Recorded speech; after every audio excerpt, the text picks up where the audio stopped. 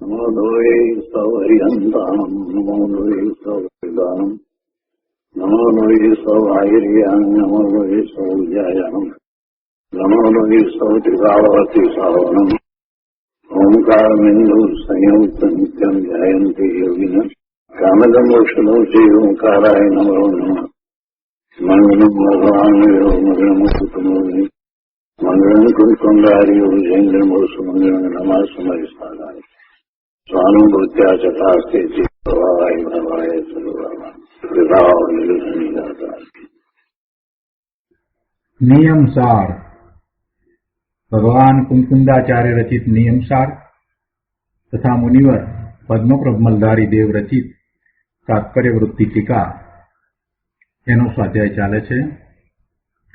એમાં છઠ્ઠો અધિકાર નિશ્ચય પ્રત્યાખ્યાન અધિકાર, એની ગાથા 97 અને 97 પછીથી 4 કળશ ત્યાં સુધી સ્વાધ્યાય કર્યો છે. હવે આજે આગળ સ્વાધ્યાય શરૂ કરીએ તે પહેલા સહેજ પુનરાવર્તન કરીએ. નિશ્ચય પ્રત્યાખ્યાન અધિકારમાં 95મી ગાથાથી અધિકાર શરૂ થયો ત્યારથી એ વાત જ આવી કે પોતે પોતાના સ્વરૂપને વિશે રહે છે તો એને પ્રત્યાખ્યાન છે. એટલે 95મી ગાથામાં આચાર્ય ભગવાન કુંકુંદાચાર્ય દેવે એમ કહ્યું કે સમસ્ત જલ્પને એટલે વચન વિસ્તારને છોડીને અને શુભ અશુભનું નિવારણ કરીને, અનાગત શુભ અશુભનું નિવારણ કરીને જે આત્માને ધ્યાવે છે તેને પ્રત્યાખ્યાન હોય છે. અને તે પછીથી 96મી ગાથામાં એમ કહ્યું કે કેવળ જ્ઞાન સ્વભાવી, કેવળ દર્શન સ્વભાવી, સુખમય અને કેવળ શક્તિ સ્વભાવી તે હું છું.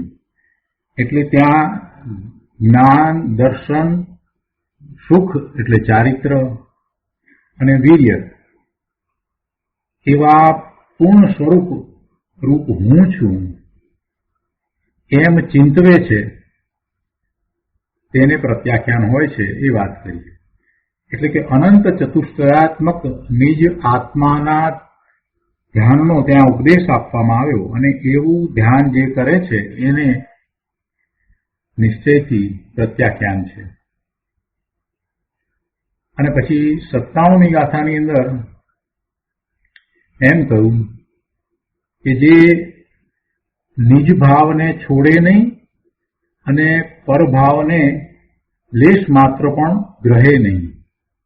નિજ ભાવ પોતાનો ત્રિકાળ શુદ્ધ ભાવ એને છોડતો નથી અને કાંઈ પણ પરભાવને ગ્રહતો નથી અને સર્વને જાણે દેખે છે તે હું છું એમ જ્ઞાની ચિંતવે છે.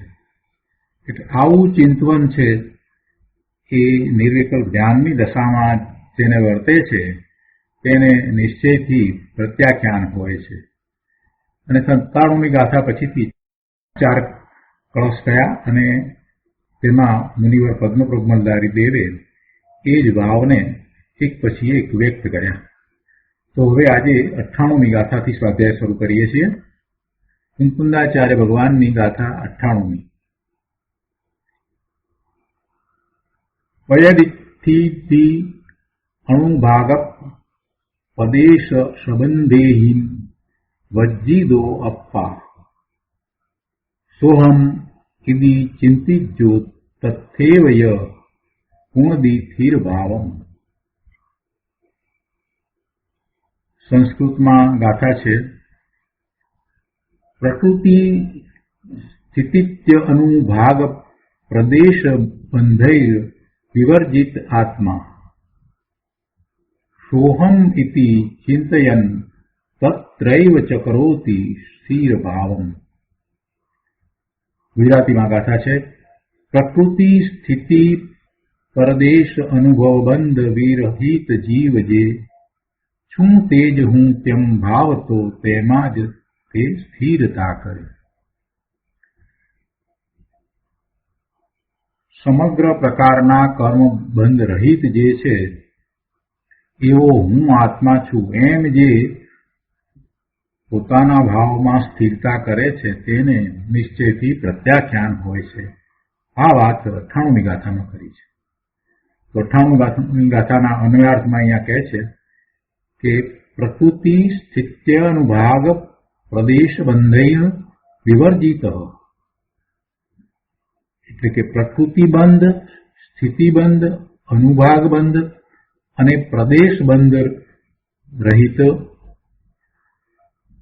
આત્મા સ અહમ, જે આત્મા તે હું છું, ઇતિ ચિંતયન તત્ર એવ ચ સ્થિર ભાવમ કરોતિ, એમ ચિંતવતો થકો જ્ઞાની તેમાં જ સ્થિર ભાવ કરે છે. નિશ્ચય પ્રત્યાખ્યાન જેને છે એવા જ્ઞાનીની દશા કેવી હોય?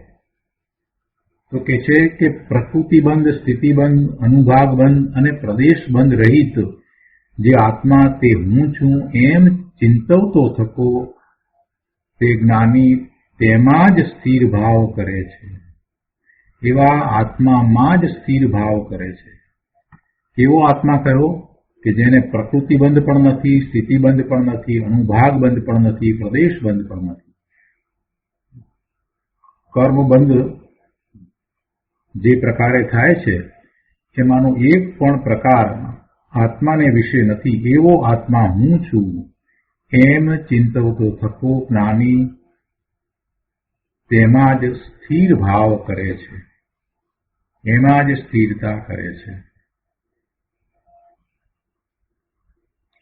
ટીકામાં મુનિરાજ પદ્મપ્રભુ મલધારી દેવ કહે છે કે અહીં આ ગાથામાં બંધ રહિત આત્માને ભાવવો એમ ભવ્યને શિખામણ દીધી છે. કર્મ બંધ રહિત આત્માને ભાવવો એવી એકાગ્રતા કરવી એમ ભવ્ય જીવને શિખામણ દીધી છે. શુભાશુભ મન વચન કાય સંબંધી કર્મોથી પ્રકૃતિબંધ અને પ્રદેશબંધ થાય છે. ચાર કસાયોથી સ્થિતિબંધ અને અનુભાગ બંધ થાય છે. આ ચાર બંધો રહિત સદા નિરુપાધિ સ્વરૂપ જે આત્મા તે હું છું એમ સમ્યક જ્ઞાનીએ નિરંતર ભાવના કરવી. જો યોગથી પ્રકૃતિબંધ અને પ્રદેશબંધ થાય છે, યોગ એ પ્રકૃતિબંધ અને પ્રદેશબંધનું કારણ છે, અને કસાય છે તે સ્થિતિબંધ અને અનુભાગબંધનું કારણ છે. ચાર કસાયો ક્રોધ, માન, માયા, લોભ એ ચાર કસાયો છે એ સ્થિતિબંધ અને અનુભાગબંધનું કારણ છે. તીવ્રતા, અનુભાગ એટલે તીવ્રતા, અને સ્થિતિ કેટલો સમય સુધી એ કર્મ રહે છે, એનો ઉદય રહે એવો સ્થિતિબંધ, અને અનુભાગબંધ એનું કારણ કસાય છે. ક્રોધ, માન, માયા, લોભ એવા ચાર કસાય છે, અને નવ કસાય પણ સાથે આવી જાય છે. કસાય નથી અને માત્ર યોગ છે. યોગ એટલે આત્મ પ્રદેશોનું સ્પંદન, એને યોગ કહેવામાં આવે છે. અને આત્મ પ્રદેશોનું સ્પંદનનું કારણ શું છે? તો કહે છે કે મન, વચન, કાયા સંબંધી નું લક્ષ્ય, મન, વચન, કાયા સંબંધી જે લક્ષ્ય રહે છે તે એ આત્મપ્રદેશોનું કંપનનું કારણ થાય છે. આત્મપ્રદેશોનું કંપન એને યોગ કહેવાય. અને એવા યોગને કારણે કર્મણ્ય રજકણો એટલે કે કર્મ બંધાવાને યોગ્ય જે કર્મણ્ય રજકણો છે, કર્મણે વર્ગણા છે, એ એની સમીપ આવે છે અને કર્મ બંધાય છે. પણ જો કસાય નથી તો સ્થિતિબંધ અને અનુભાગ બંધ થતો નથી. 13મા ગુણસ્થાનની દશામાં કેવળી ભગવાનને, તીર્થંકર ભગવાનને, હરિયંત પરમેશ્વરને યોગ છે, પોતે પોતાના સ્વરૂપને વિશે રહ્યા છે, પણ મન, વાણી અને કાયા હજી રહ્યા છે. એટલે મન, વાણી અને કાયા છે તો એમને યોગ છે. પણ કસાય નથી. એટલે એક સમયનો પ્રકૃતિબંધ અને પ્રદેશબંધ થાય છે, જે એક સમય રહે છે. અને એમાં માત્ર સાતા વેદનીય નો બંધ થાય છે. વેદનીય કર્મનો બંધ એટલે સાતા વેદનીયનો બંધ થાય છે. એને સ્થિતિ નથી, એટલે એક સમયનો બંધ પડે છે, બીજા સમયે ભોગવાઈને એ છૂટી જાય છે. એટલે જે યોગ છે તે પ્રકૃતિબંધ અને પ્રદેશબંધનું કારણ છે, અને જે કસાયો છે તે સ્થિતિબંધ અને અનુભાગબંધનું કારણ છે. સ્થિતિબંધ અને અનુભાગબંધનું કારણ જે કસાય, એ કસાયની જેટલી મંદતા છે તેટલા પ્રમાણમાં એ જીવ શાંતિ જાળવી શકે છે. એટલે કે અશાંતિનું મુખ્ય કારણ કસાય જ છે.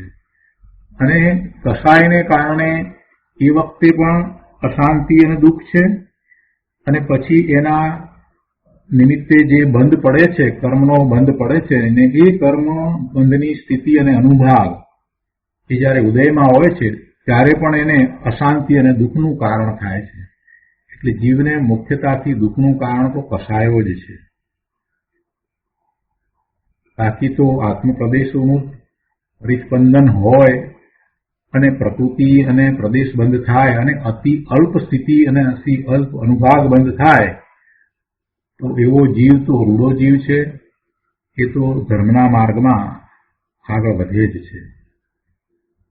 એટલે મુખ્યતા શેની છે? મુખ્યતા તો આ કસાય રહિત દશાની જ છે. કસાયોને સમજીને કેમ દૂર કરવા, કસાયોથી કેમ બચવું, એ વાત મુખ્ય છે. જે કસાય રહિત થયા છે એને તો નિશ્ચયથી પ્રત્યાખ્યાન જ વર્તે છે. જે કસાય રહિત થયા છે એને તો નિશ્ચયથી પ્રત્યાખ્યાન જ વર્તે છે. એટલે અહીંયા એ છે કે આ જે 4 પ્રકારે બંધની વાત કરવામાં આવી, તો એવા બંધથી રહિત સદા નિરુપાધિ સ્વરૂપ જે આત્મા તે હું છું. એટલે અહીંયા તો ત્રિકાળી શુદ્ધ દ્રવ્યની વાત લીધી છે, અવસ્થાની વાત નથી લીધી. 13મા ગુણસ્થાનની અવસ્થાની પણ વાત નથી લીધી, અને 14મા ગુણસ્થાનની અવસ્થાની પણ વાત નથી લીધી, પર્યાયની વાત નથી લીધી. પણ જે ત્રિકાળી દ્રવ્ય, શુદ્ધ દ્રવ્ય કે જેને આ બંધો છે જ નહીં, 4 પ્રકાર જે કયા, તો એ આ 4 બંધો રહિત જે સદાય હંમેશા ઉપાધિ વિનાનું નિરુપાધિ સ્વરૂપ છે એવું આત્મદ્રવ્ય, તે આત્મા હું છું. અહીંયા દ્રવ્યની વાત છે. ત્રિકાળી શુદ્ધ દ્રવ્ય જે કર્મની ઉપાધિ વિનાનું છે, જેને કર્મના બંધ છે જ નહીં, એવો હું આત્મા છું. એમ નિરંતર ભાવના ભાવવી, અને સમ્યક જ્ઞાનીએ એમ નિરંતર ભાવના ભાવવી, એમ અહીંયા મુકુંદાચાર્ય ભગવાને કહ્યું છે. તો એનો વિશેષ વિસ્તાર આપણે પૂજ્ય ગુરુદેવ પાસેથી સમજીએ. નિયમસાર પ્રવચન સદગુરુ પ્રવચન પ્રસાદ ભાગ બીજો, પાના નંબર 540. અહીંયા ગાથા 98 અને એના અનુયાર્થ પછીથી ગુરુદેવ કહે છે કે આત્માનો સ્વભાવ 4 પ્રકારના બંધનથી રહિત જ્ઞાન સ્વરૂપ છે. આત્માનો સ્વભાવ 4 પ્રકારના બંધનથી રહિત જ્ઞાન સ્વરૂપ છે. તેને ઓળખીને તેમાં એકાગ્રતારૂપ ભાવના કરતા રાગનો ત્યાગ થઈ જાય છે, તે પ્રત્યાખ્યાન છે. પોતે જ્ઞાન સ્વરૂપ ભગવાન આત્મા કર્મના બંધનથી રહિત છે એવું પોતાનું ત્રિકાળ શુદ્ધ સ્વરૂપ છે. એને જાણી સમજી સ્વીકારી આત્મસાત કરી એમ એને ઓળખીને તેમાં એકાગ્રતા રૂપ ભાવના કરતા રાગનો ત્યાગ થઈ જાય છે. એટલે કે રાગ ઉત્પન્ન જ થતો નથી, તે પ્રત્યાખ્યાન છે. આત્મા 4 પ્રકારના પૂતગળ કર્મના બંધથી તો રહિત છે, અને તે કર્મના કારણરૂપ જે વિકારી ભાવો તેનાથી પણ આત્મા રહિત છે. આ પ્રકૃતિબંધ, પ્રદેશબંધ, સ્થિતિબંધ અને અનુભાગબંધ એમ એ ચાર પ્રકારે બંધ પડે છે, તો એવા પૂતગલ કર્મના બંધથી તો આત્મા રહિત છે. આત્માને એવો કોઈ બંધ છે નહીં. ત્રિકાળ શુદ્ધ સ્વરૂપ છે. અને સાથે સાથે તે કર્મના કારણરૂપ જે વિકારી ભાવો, આવા કર્મ બંધ થાય છે એના કારણરૂપ જે શુભાશુભ વિકારી ભાવો, તેનાથી પણ આત્મા રહિત છે. બંધ તો નથી, પણ બંધનું કારણ એવા વિકારી ભાવો પણ આત્મામાં નથી. ભગવાન આત્મા તો ત્રિકાળ શુદ્ધ છે, એને વિકારી ભાવો પણ નથી. અને વિકારી ભાવોને કારણે જે કર્મના બંધ પડે છે એવા કર્મના બંધ, ભાવ બંધ કે દ્રવ્ય બંધ કાંઈ ભગવાન આત્માને નથી. ભગવાન આત્મા ત્રિકાળ શુદ્ધ છે.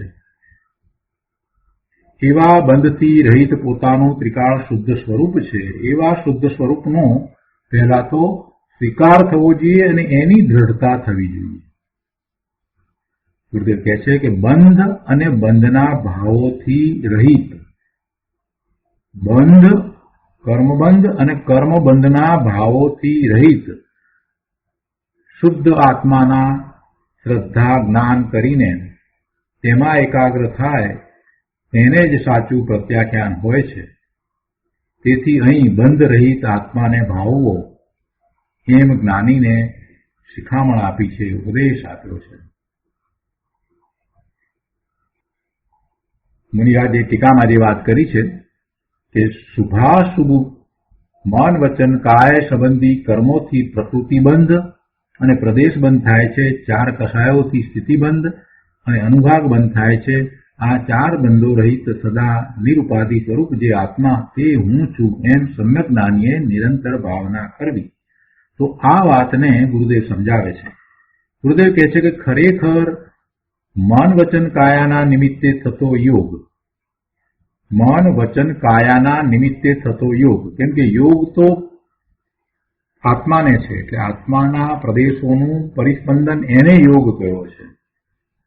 અને એમાં નિમિત્ત કારણ તરીકે મન વચન અને કાયા છે. એટલે મન વચન કાયાના નિમિત્તે થતો યોગ, તે યોગ પ્રકૃતિ અને પ્રદેશબંધનું કારણ છે. હવે એવો યોગ, એને શુભ અશુભ એવું વિશેષણ જે આપવામાં આવે એ તો કસાયના નિમિત્તે છે. આ પ્રદેશબંધ, પ્રકૃતિબંધ એ બધું યોગને કારણે થાય છે. અને એ શુભ કે અશુભ એમ જ્યારે કહેવામાં આવે તો એનું કારણ તો કસાયનું નિમિત્ત છે. મન વચન કાયાની ક્રિયાથી આત્મા રહિત છે, પણ જ્યારે એને આત્મપ્રદેશોનું પરિસ્પંદન છે, કંપન છે, તો એમાં મન વચન કાયા એ નિમિત્ત કારણ છે. મન વચન કાયાની ક્રિયાથી તો આત્મા રહિત જ છે. આત્મા કાંઈ મન વચન કાયાની ક્રિયા કરતો નથી. મન વચન અને કાયા તો પૂતગળ છે, અને મન વચન કાયાની જે કાંઈ ક્રિયા થાય તે પૂતગળની ક્રિયા છે. અને પૂતગળ દ્રવ્યથી જુદો ભગવાન આત્મા ચેતન છે. પૂતગળ દ્રવ્ય જે છે તે જડ છે અને પોતે ચેતન છે.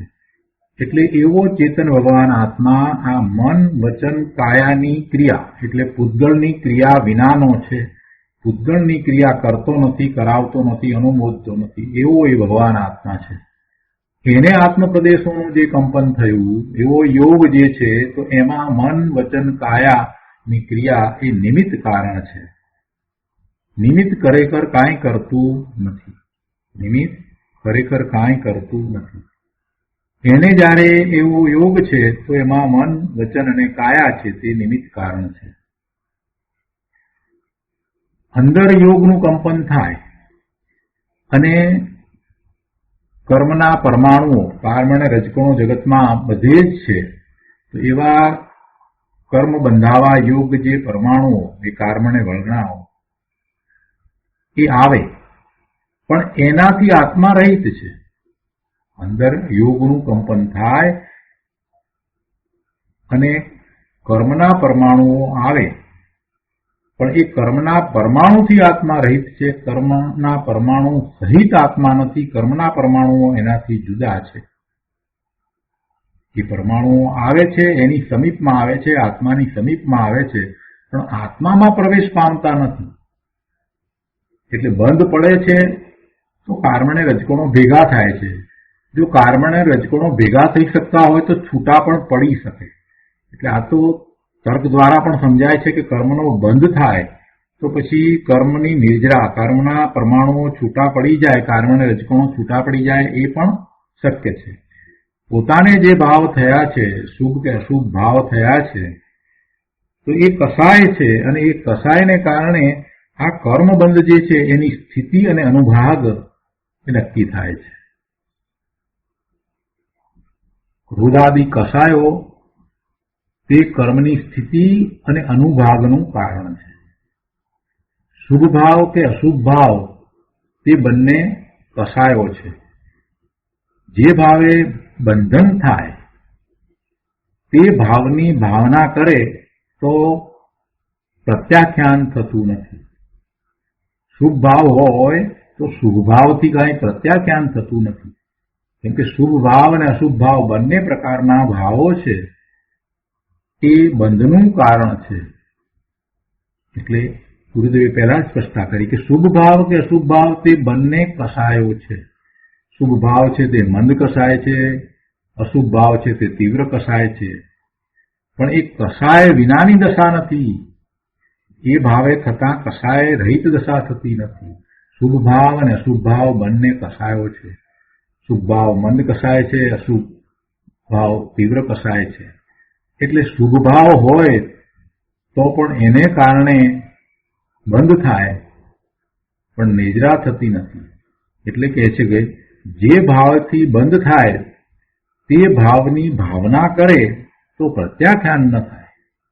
પ્રત્યાખ્યાનમાં તો એને હવે એવા બંધ પડતા જ નથી, એવા શુભ કે અશુભ ભાવ થતા જ નથી.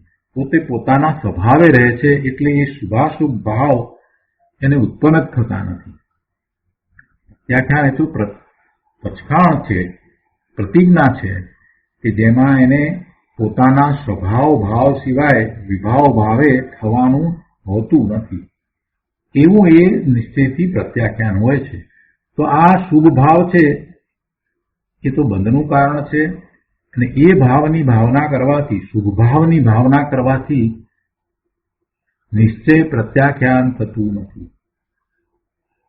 પણ બંધના અભાવરૂપ એવા આત્મ સ્વભાવની ભાવના કરે તો બંધન ટળે છે.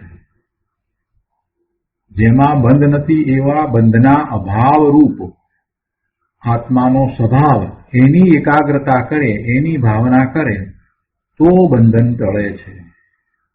અશુભ રાગ તો તીવ્ર કસાય છે અને શુભ રાગ મંદ કસાય છે. તે કસાયથી આત્માને બંધન થાય છે.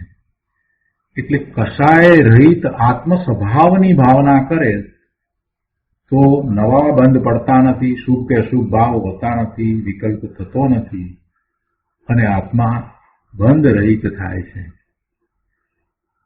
બંધનમાં 4 પ્રકાર છે.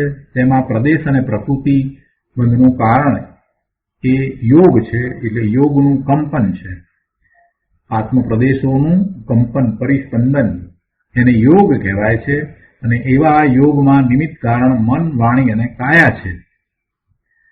અને સ્થિતિ અને અનુભાગ બંધનું કારણ ક્રોધ, માન આદિ કસાયો છે. 16 કારણ ભાવનાના જે શુભ રાગ છે તે રાગથી આત્માની શાંતિ પ્રગટતી નથી. એ પણ શુભ ભાવ છે. અને પહેલા જે વાત તો કરી કે શુભ ભાવ છે તે મંદ કસાય છે, એ મંદ કસાય છે. પણ એ બંધના અભાવરૂપ આત્મ સ્વભાવ નથી. જે શુભ ભાવને કારણે 16 કારણ ભાવના જે કહેવામાં આવે છે, તીર્થંકર ગોત્ર બંધાય, તીર્થંકર પ્રકૃતિ બંધાય, એનું જે કારણ, એવા ઉત્કૃષ્ટ પ્રકારના પુણ્યનું કારણ એ 16 કારણ ભાવના જે કહેવામાં આવે છે, તો એ પણ એ શુભ ભાવ છે ને, એથી બંધ પડે છે. તીર્થંકર નામ ગોત્ર બંધાય, એવી તીર્થંકરની પ્રકૃતિનો બંધ પડે. પણ એ શુભ ભાવ જેને કારણે એવો બંધ પડે છે એ ભાવથી આત્માની શાંતિ પ્રગટતી નથી, પણ કર્મનું બંધન થાય છે.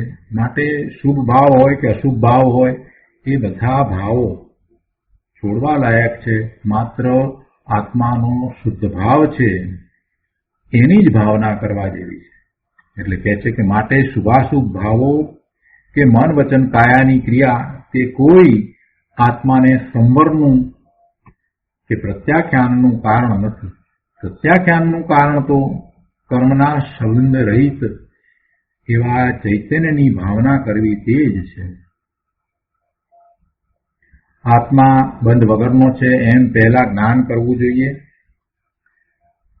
આત્મા કર્મની ઉપાધિ વિનાનો છે, કર્મબંધ વિનાનો છે, એને કોઈ બંધ નથી. ભગવાન આત્મા તો ત્રિકાળ શુદ્ધ જ છે એમ પહેલા જ્ઞાન કરવું જોઈએ. કર્મ અને કર્મના સંબંધે થતા વિકારી ભાવો તેનાથી રહિત એવું આત્માનું પરમાર્થ સ્વરૂપ છે, તે જ હું છું. વિકારી ભાવો અને કર્મ એનાથી રહિત હું શુદ્ધ છું એવું મારું પરમાર્થ શુદ્ધ સ્વરૂપ છે, અને એ જ મારે ઉપાધિ છે, એ જ મારે માટે ઉપાધિ છે. કર્મની ઉપાધિ મારા સ્વરૂપમાં ભૂતકાળમાં હતી નહીં, વર્તમાનમાં છે નહીં અને ભવિષ્યમાં પણ હશે નહીં. કર્મની ઉપાધિ મારા ત્રિકાળ શુદ્ધ સ્વરૂપમાં ત્રણ કાળમાં નથી. આમ જ્ઞાનીએ નિરંતર ભાવના કરવી, પોતાના ત્રિકાળ શુદ્ધ સ્વરૂપની જ ભાવના કરવી. પોતાનો સ્વભાવ કર્મરહિત છે અને કર્મના કારણ એવા શુભાશુભ ભાવ રહિત છે, વિકારી ભાવ રહિત છે. એમ ભાવના જ્ઞાનીએ નિરંતર ભાવવી. જ્ઞાન વગર પ્રત્યાખ્યાન હોય નહીં. ગુરુદેવે પહેલા કહ્યું કે પહેલા તો આત્મા બંધ વગરનો છે અને બંધના કારણરૂપ એવા ભાવ વગરનો છે એમ જ્ઞાન કરવું જોઈએ, અને પછી આત્માના પરમાર્થ સ્વરૂપનો વિચાર કરીને તે હું છું એમ દ્રઢતા કરવી જોઈએ. અને પોતાનું ત્રિકાળ શુદ્ધ સ્વરૂપ છે, પરમાર્થે પોતે શુદ્ધ છે, અને એવા પોતાના શુદ્ધ સ્વરૂપને માટે એ જ મને ઉપાદે છે એમ એકાગ્રતા કરવી. કર્મની ઉપાધિ મારા સ્વરૂપમાં ક્યારેય હતી નહીં, હોય નહીં એમ જ્ઞાનીએ નિરંતર ભાવના કરવી. એટલે પહેલા જ્ઞાન કરવું અને પછીથી એવી દ્રઢતા કરવી ને એવી ભાવના કરવી. એટલે ગુરુદેવ કહે છે કે જ્ઞાન જ જેને નથી, પોતાના આત્માનું પોતાના સ્વરૂપનું જેને જ્ઞાન જ નથી, એ ક્યાંથી પ્રત્યાખ્યાન કરવાનો હતો, એ ક્યાંથી પછખાણ કરવાનો હતો. એટલે જ્ઞાન વગર પ્રત્યાખ્યાન હોય જ નહીં. જ્ઞાન વગર પ્રત્યાખ્યાન હોય નહીં. જેનાથી કર્મ બંધાય તે હું નહીં, મારું સ્વરૂપ તો કર્મ રહિત છે એવું ભાન થયા પછી તેની અંતર્ભાવના કરીને તેમાં એકાગ્રતા રહે, તે સાચું સમ્યક પ્રત્યાખ્યાન છે. માટે એવા આત્માની ભાવના કરવાનો અહીં ઉપદેશ છે. જે જીવ ભવ્ય છે એટલે કે મુક્તિને લાયક છે, જે જીવ ભવ્ય છે એટલે પોતાની મુક્ત દશા પ્રગટ કરવાનો છે, એવા લાયક જીવને, એવા ભવ્ય જીવને કહે છે કે તારો આત્મા 4 પ્રકારના કર્મ બંધનથી રહિત છે, તેની જ ભાવના કર. એની ભાવના કરવી તે જ પ્રત્યાખ્યાન છે. આવા આત્માની ભાવના વિના સાચું પ્રત્યાખ્યાન હોતું નથી. આત્માનું ભાન થઈને તેમાં જેટલી વિતરાગી સ્થિરતા રહે તેટલું પ્રત્યાખ્યાન છે. જેટલું આત્માને વિશે રહેવું થાય, જેટલી આત્મામાં સ્થિરતા થાય તેટલું જ પ્રત્યાખ્યાન છે. મુનિઓને આવું પ્રત્યાખ્યાન હોય છે, પણ જ્ઞાની સમ્યક દ્રષ્ટિ જે પોતાના આત્માને જાણે છે એ વારંવાર આવા પ્રત્યાખ્યાનનો પુરુષાર્થ કરે જ છે. એટલે આત્માનું ભાન થઈને તેમાં જેટલી વિતરાગી સ્થિરતા રહે તેટલું પ્રત્યાખ્યાન છે.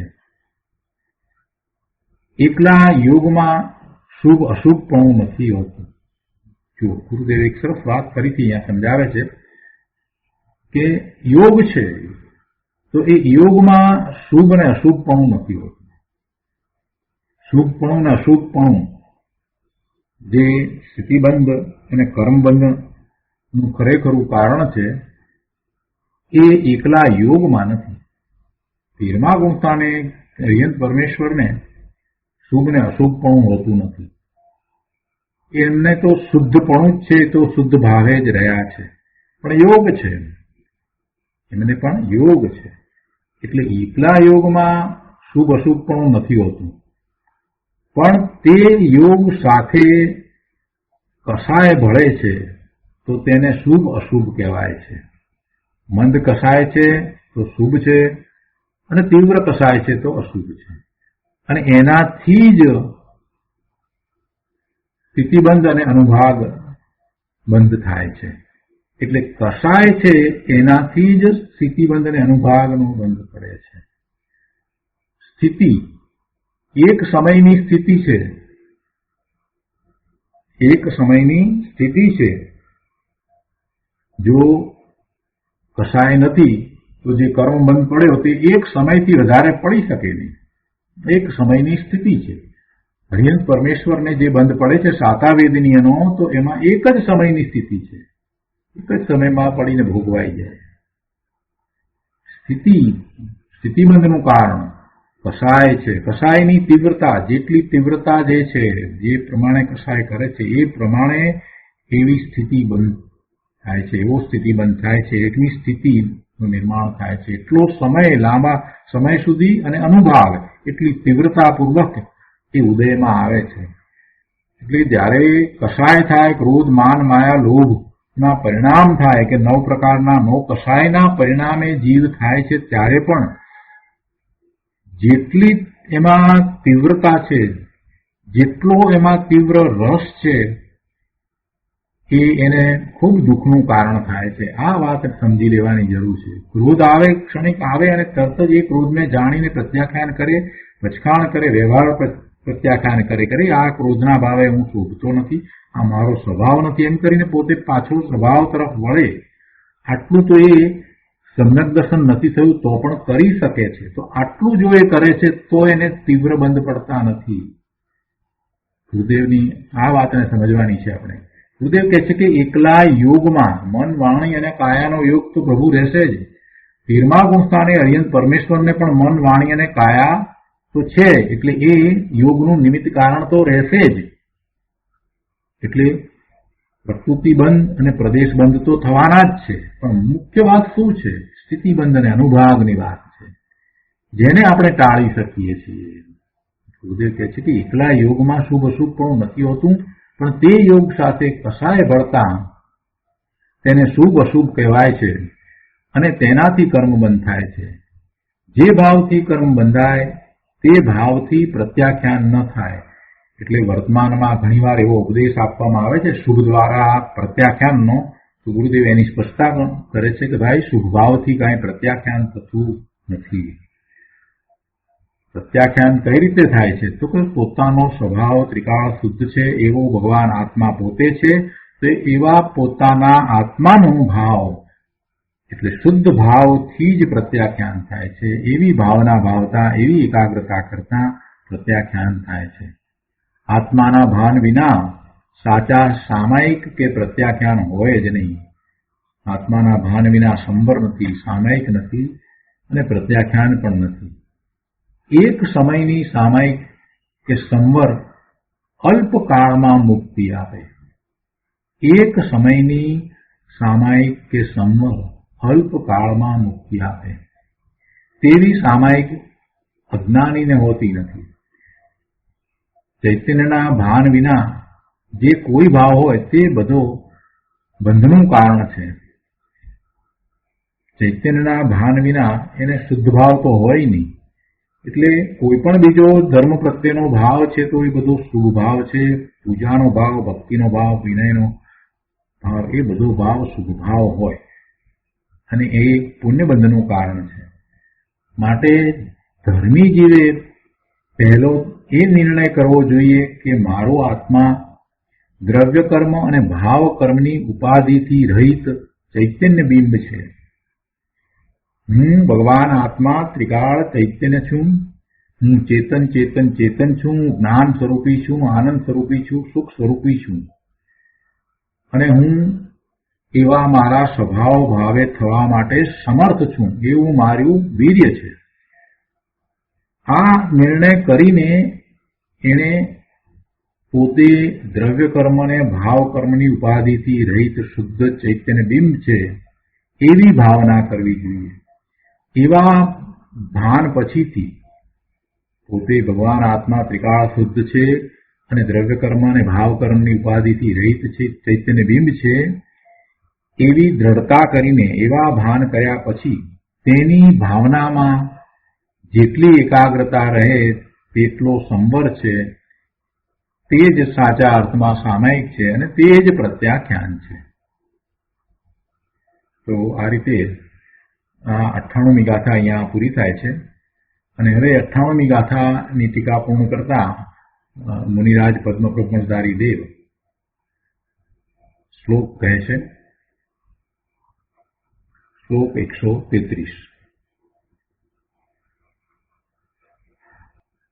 પ્રેક્ષાવદ્ભી સજ પરમ આનંદ ચિદ્રૂપમ એકમ સંગ્રાહયમ તૈર નિરૂપમમ ઇદમ મુક્તિ સામ્રાજ્ય મૂલમ તસ્માદ ઉચ્ચૈસ્તમપી ચ સખે મદ્વચ્ચ સારમ અસ્મિન કૃત્વા શીઘ્રમ કુરુ તવમિતિમ ચિત્ત ચમત્કાર માત્રે.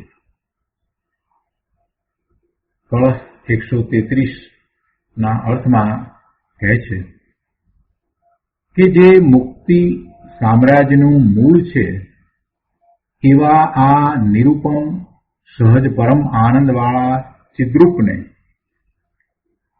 ચૈતન્યના સ્વરૂપને, ચિદ્રૂપને, ચૈતન્યના સ્વરૂપને એકને ડાહ્યા પુરુષોએ સમ્યક પ્રકારે ગ્રહવું યોગ્ય છે. જે મુક્તિ સામ્રાજ્યનું મૂળ છે. મુક્તિ સામ્રાજ્ય કહો કે મોક્ષ કહો કે મુક્તિ કહો, એક જ અર્થ છે. પોતે ભગવાન આત્મા મુક્ત સ્વરૂપ જ છે. મુક્ત સ્વરૂપ જ છે તો એવું મુક્ત સ્વરૂપ પર્યાયમાં એ પ્રગટ કરે છે એટલે સિદ્ધની પર્યાય થાય છે.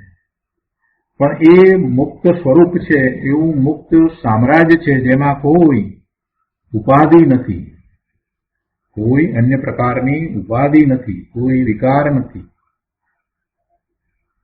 માત્ર આનંદ આનંદ આનંદ, સુખ સુખ સુખ, શાંતિ જ છે. તો એવું મુક્તિ સામ્રાજ્ય. તો એવા મુક્તિ સામ્રાજ્યનું મૂળ શું છે? નિરૂપમ સહજ પરમ આનંદવાળો ચિદ્રૂપ ભાવ, ચિદ્રૂપ પોતાનું સ્વરૂપ, ચૈતન્ય સ્વરૂપ, પોતાનો ચૈતન્ય સ્વભાવ છે તે મુક્તિ સામ્રાજ્યનું મૂળ છે. મુક્તિનું મૂળ પોતાનો ચૈતન્ય સ્વભાવ, પોતાનું ચૈતન્ય સ્વરૂપ છે. પોતે ચૈતન્ય ભગવાન આત્મા મુક્ત સ્વરૂપ છે. પોતે જ્ઞાન આનંદ સુખ શાંતિથી ભરેલો અનંત ગુણનો પિંડ ભગવાન આત્મા ચિદ્રૂપ ચૈતન્ય સ્વરૂપ એ જ મુક્તિ સામ્રાજ્યનું મૂળ છે. એટલે કહે છે કે જે મુક્તિ સામ્રાજ્યનું મૂળ છે એવા આ નિરૂપમ, જેને કોઈ ઉપમા આપી શકાતી નથી એવા અને સહજ પરમ આનંદવાળા ચિદ્રૂપને એટલે ચૈતન્ય સ્વરૂપને, એકને, એવા ચૈતન્ય સ્વરૂપને જ, બીજા કોઈને નહીં. અહીંયા મૂળ ગાથામાં પણ એમ કહ્યું ને, ચિત્ત ચમત્કાર માત્રે એમ શબ્દ મૂક્યો છે ને છેલ્લો. તો એવા માત્ર ચિદ્રૂપને, એકને ડાહ્યા પુરુષોએ સમ્યક પ્રકારે ગ્રહવું યોગ્ય છે.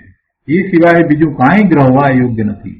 પોતાનું ચિદ્રૂપ એક માત્ર ગ્રહવા યોગ્ય છે. ડાહ્યા પુરુષોએ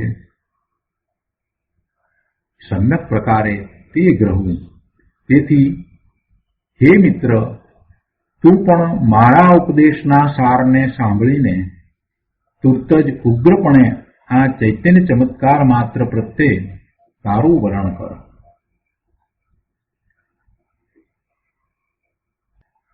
મુનિવર પદ્મપ્રમલધારી દેવે બહુ સુંદર ઉપદેશ આપ્યો છે.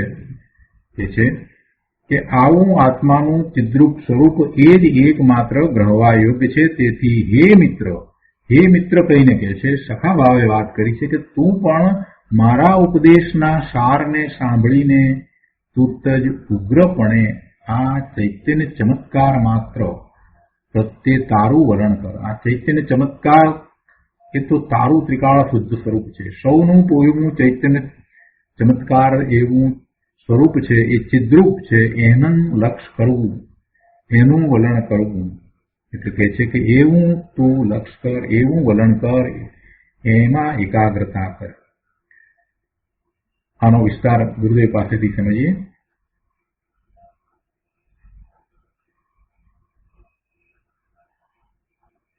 નિયમસાર પ્રવચન, સદગુરુ પ્રવચન પ્રસાદ ભાગ બીજો, પાના નંબર 542.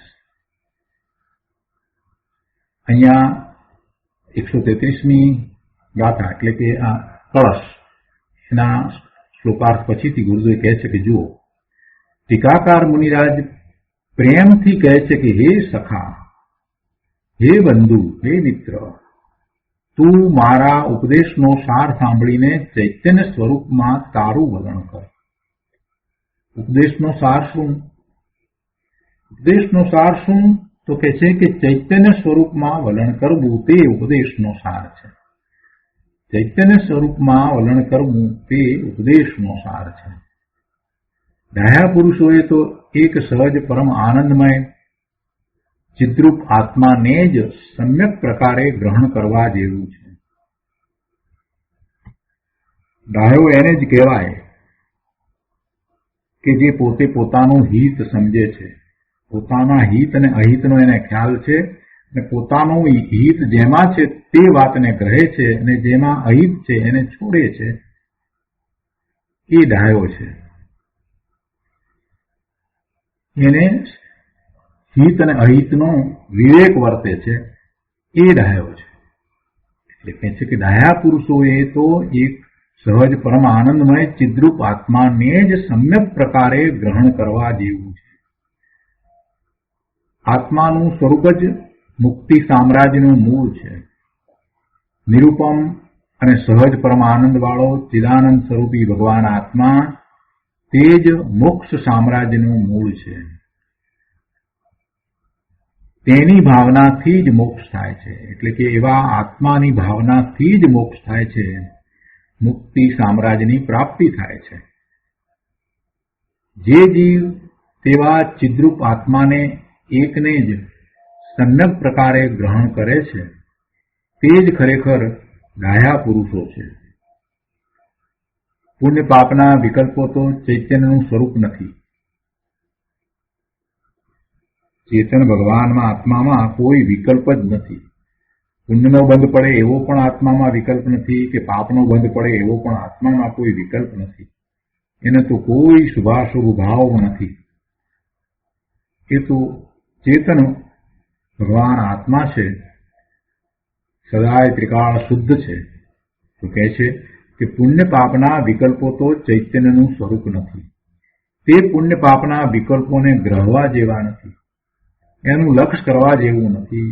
એકમાત્ર પોતાનું ત્રિકાળ ચિદ્રૂપ શુદ્ધ સ્વરૂપ છે, એ જ ગ્રહવા જેવું છે. ડાહ્યા એટલે કે આત્માર્થી, મુમુક્ષુ, જેને મુક્તિની અભિલાષા છે, જે શાશ્વત સુખને ઈચ્છે છે, એ ડાહ્યા છે, એ આત્માર્થી છે. તો કહે છે કે ડાહ્યા આત્માર્થી જ્ઞાની મુમુક્ષુ પુરુષોએ તો એક સહજ આનંદમય ચિદ્રૂપ આત્માને ગ્રહણ કરવા યોગ્ય છે. તેના ગ્રહણથી જ પ્રત્યાખ્યાન થાય છે.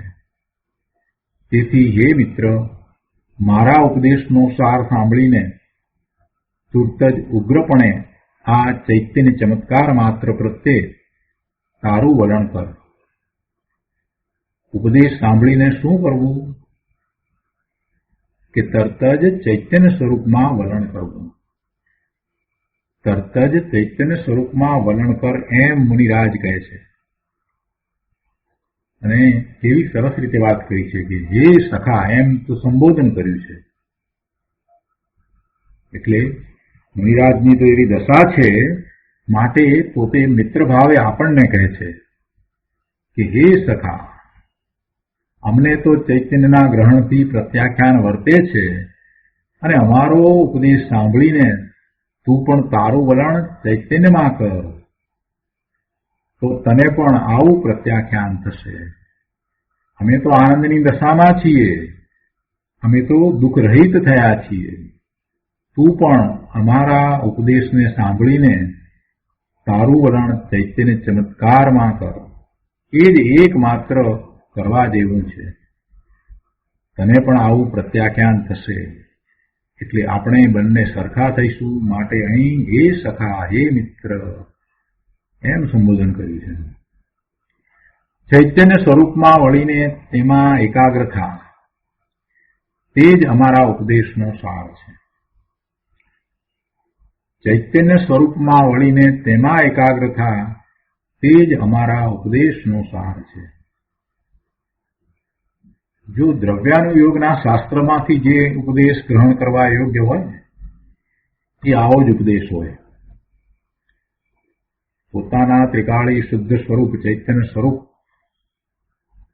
દ્રવ્યશ્રુત દ્વારા જ્ઞાન કરવું, દ્રઢતા કરવી, એનો જ એકમાત્ર સ્વીકાર કરવો, અને પછી એમાં એકાગ્રતા કરવી, એટલે એનો અનુભવ કરવો. ચૈતન્ય સ્વરૂપમાં વળીને તેમાં એકાગ્રતા થવાનો જ ઉપદેશ છે, અને એ જ એકમાત્ર કરવા યોગ્ય છે. આવું જ્યારે એ કરે છે તો પછી સાથે બહારમાં રહેલા જે શુભ ભાવ છે એને ઉપચારથી ક્યારેક મોક્ષ માર્ગ, વ્યવહાર મોક્ષ માર્ગ કહેવામાં આવે. પણ એ વ્યવહાર મોક્ષ માર્ગ તો જેને આવો નિશ્ચય મોક્ષ માર્ગ પ્રગટ થયો છે એને માટે છે. તો આવા નિશ્ચય મોક્ષ માર્ગની તો વાતને સમજ્યોય નથી ને એમ માને કે પોતે મોક્ષ માર્ગમાં છે, પોતે ધર્મમાં છે. એટલે અહીંયા દ્રવ્યશ્રુતનો અભ્યાસ કરે ત્યારે દ્રવ્યાનુયોગના શાસ્ત્રોનો અભ્યાસ ખૂબ ચીવટથી કરવો.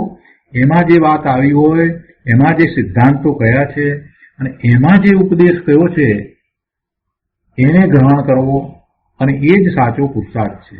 એ દિશામાં વળવું. શું ઉપદેશ છે અહીંયા? તો કે છે ચૈતન્ય સ્વરૂપમાં વળીને તેમાં એકાગ્રતા થવું, એવો ઉપદેશ છે. આ ઉપદેશને ગ્રહણ કરવો, અને આ ઉપદેશ ગ્રહણ કરતા સાથે બાકી જે કાંઈ થાય છે એને વ્યવહારથી મોક્ષ માર્ગ કહેવામાં આવે, વ્યવહારથી પ્રત્યાખ્યાન કહેવામાં આવે. પણ ક્યારે કહેવાય? કે જેને નિશ્ચય પ્રત્યાખ્યાન છે એને જ કહેવાય.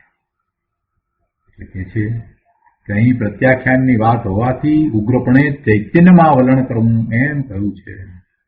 જેને આત્માનો રંગ લાગ્યો છે અને તેમાં જ વલણ કરીને ઠરે છે તેને જ પ્રત્યાખ્યાન હોય છે. શું કહે છે ગુરુદેવ? કે જેને આત્માનો રંગ લાગ્યો છે અને તેમાં જ વલણ કરીને ઠરે છે તેને જ પ્રત્યાખ્યાન હોય છે. તારી મતિને ચૈતન્યમાં વાળ, એ જ ઉપદેશનો સાર છે. શુભ અશુભ ભાવો થાય તે પ્રમાદ છે. શુભ અશુભ ભાવો થાય છે, પણ થાય છે, શુભ ભાવ થાય છે એટલે કાંઈ શુભ ભાવને ધર્મ માની લેવો એમ કોણે કહ્યું? શુભ ભાવ થાય ન થાય એની વાત નથી. જ્ઞાની મહાપુરુષોને, મુનિઓને પણ એવા શુભ ભાવ આવે, પણ શુભ ભાવ આવે એટલે એને કઈ નિશ્ચય ધર્મ માની લેવાય એમ તો હોય નહીં.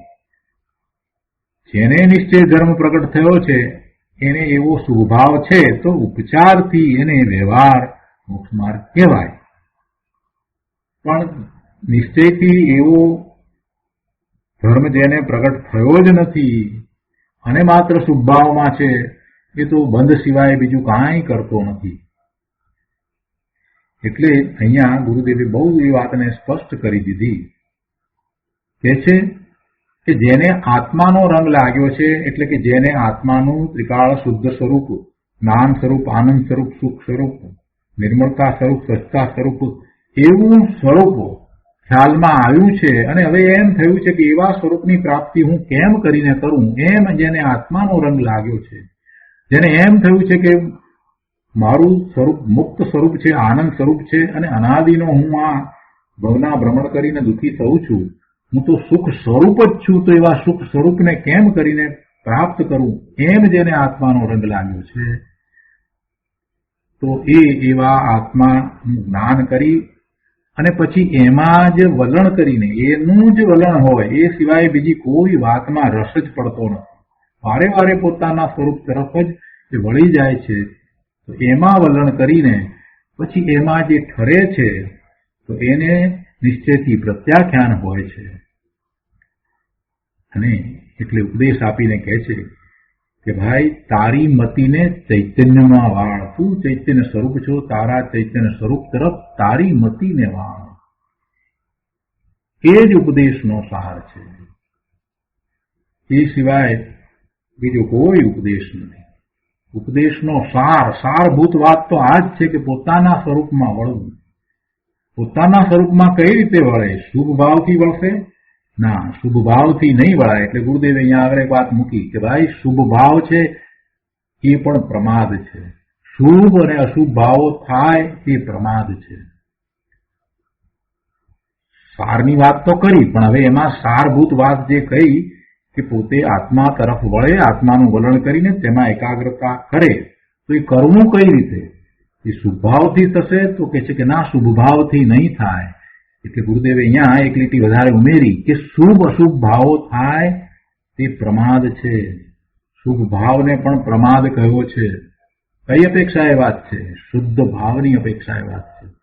શુદ્ધ ભાવમાં જ રહેવું, શુદ્ધ ભાવમાં ઠરવું, શુદ્ધ ભાવનો જ અનુભવ હોય, શુદ્ધ ભાવ સિવાય જેને બીજી કોઈ રુચિ નથી, એ જ પોતાના મુક્ત સ્વરૂપની પ્રાપ્તિ કરી લે છે.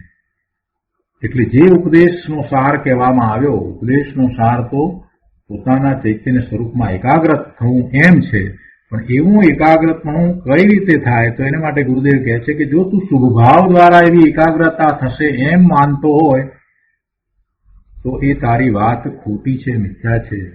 શુભ ભાવ અને અશુભ ભાવો બંને બંધના કારણ છે અને શુભ ભાવ પણ પ્રમાદ છે. જ્યાં સુધી તું શુભ ભાવમાં ઉભો છે ત્યાં સુધી પેલા મુસાફર જેવો છે કે જે મુસાફર છાંયડે ઉભો છે. મુસાફરને કોઈ પોતાના સ્થાન પર પહોંચવું છે તો એ યાત્રા કરી રહ્યો છે અને વચમાં વૃક્ષ આવે છે તો વૃક્ષના છાયા નીચે જો ઉભો રહે છે અને બીજો એ એવો છાંયો પામતો નથી અને માત્ર તાપમાં જ મુસાફરી યાત્રા કરે છે, તો એ અશુભ ભાવ. અને જેને આવો જે છાંયડો મળ્યો છે તો એ શુભ ભાવ છે, પણ એ શુભ ભાવમાં જો રહ્યો છે તો પછી એ પ્રમાદમાં છે. શુભ ભાવમાં પણ એ પ્રમાદમાં જ છે. એટલે શુભ અને શુભ ભાવો થાય તે પ્રમાદ છે. અશુભ ભાવમાં જે છે, અશુભ ભાવમાં જે રહ્યો છે એને તો શુદ્ધ ભાવની ખબર પડતી નથી, પણ જે શુદ્ધ ભાવને જાણે છે અને શુભ ભાવમાં રહે છે અને શુદ્ધ ભાવનો પુરુષાર્થ નથી કરતો, એને ગુરુદેવ એમ કહે છે કે ભાઈ એ શુભ ભાવ પણ પ્રમાદ છે. એટલે જ જો છઠ્ઠા ગુણસ્થાનને પ્રમત દશા કહી છે. પ્રમતપણું કઈ રીતે છે?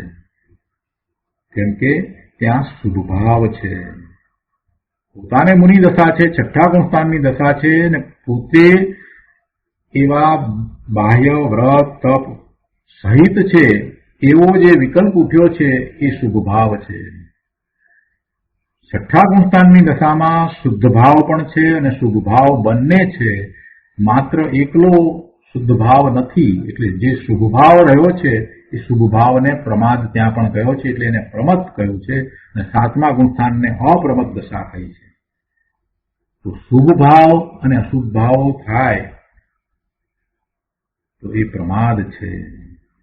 અને એવા પ્રમાદને શીઘ્ર તજીને, એવી પ્રમાદ રૂપ જે દશા છે એને શીઘ્ર તજીને એને પોતાના ચૈતન્ય સ્વરૂપનું વલણ કરીને એમાં રમણતા કરવી એ જ કરવા જેવું છે. એટલે કહે છે કે ચૈતન્ય સ્વરૂપમાં વલણ કરીને તેના શ્રદ્ધા જ્ઞાન અને રમણતા કરવા તે અપ્રમાદ છે.